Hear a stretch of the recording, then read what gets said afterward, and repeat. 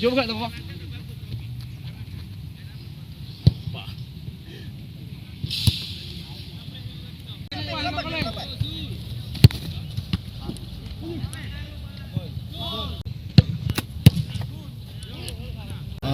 Sesuai dengan program yang diajukan oleh pelatih, sekarang sudah termasuk dalam finishing touch dalam skema permainan. Jadi kita tidak fokus lagi ke fisik, tapi lebih ke arah gaya bermain dan finishing touch dalam menyelesaikan sebuah peluang. Dan insya Allah sampai sekarang 90% program yang dijalankan oleh pelatih sudah berjalan dengan efektif di lapangan. Perbaikan gizi pada Mas. Ya, di asrama haji tadi kita pergi sama-sama.